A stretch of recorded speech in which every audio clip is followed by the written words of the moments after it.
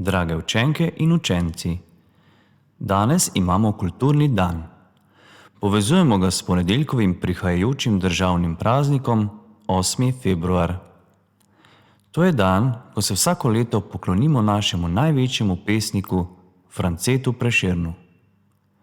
Zavedamo se, da je pisanje pesmi in zavzemanje za slovensko besedo še tako pomembno za slovenski narod.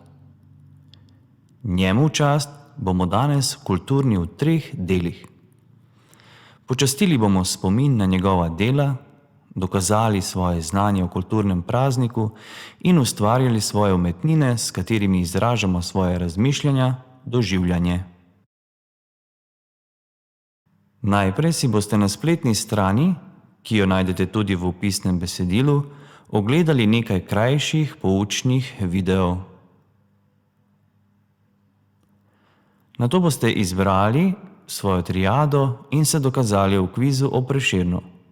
Potrudite se pri odgovorih, saj med seboj tekmujete A in B razred.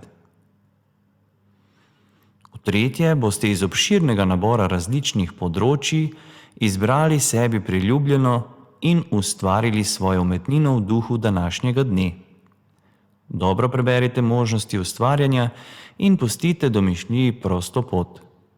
Nekdo bo narisal moment iz dela Povodni mož, nekdo bo zarepal Prešernovo pesem, drugi bodo pisali spis, kako bi recimo bilo, če bi se Prešeren rodil v Mariboru, spet četrti bodo posneli skeč ali se fotografirali v povezavi z današnjim kulturnim dnem. Pomembno je, da se izrazite na sebi ljub način. Svoje umetnine, fotografije, videe, pesmi, slike ali druge dokumente boste naložili s klikom na gumb Pošlji svoj izdelek in obvezno vpisali svoje ime, priimek in elektronski naslov, saj bomo najboljša dela tudi lepo nagradili. Za konec vam predvajamo primer učiteljevega navdiha s priredbo pesmi Zdravljica, ki jo je priredil današnjemu načinu učenja na daljavo in jo preimenoval v Zoomljica. Učenci obrodile so internetne zveze zlo, da nam pošljajo znanje, otroško sobo ali kuhinjo. Da utopi vse skrbi, prek spleta znanje se dobi.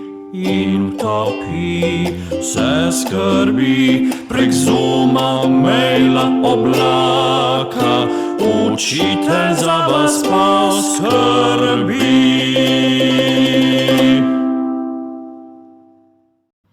Z nestrpnostjo čakamo na vaše izdelke in vam želimo prijetno ustvarjanje.